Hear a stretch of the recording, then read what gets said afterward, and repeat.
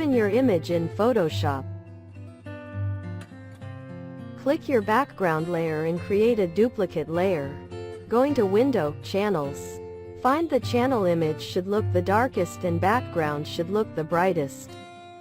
Press Ctrl Shift I, select Inverse. Adjust them sharply to bring your lights and darks together.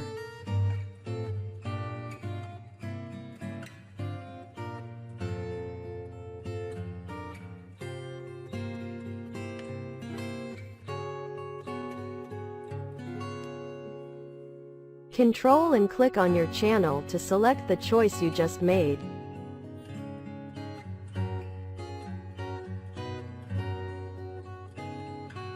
Press Ctrl Shift I, select Inverse.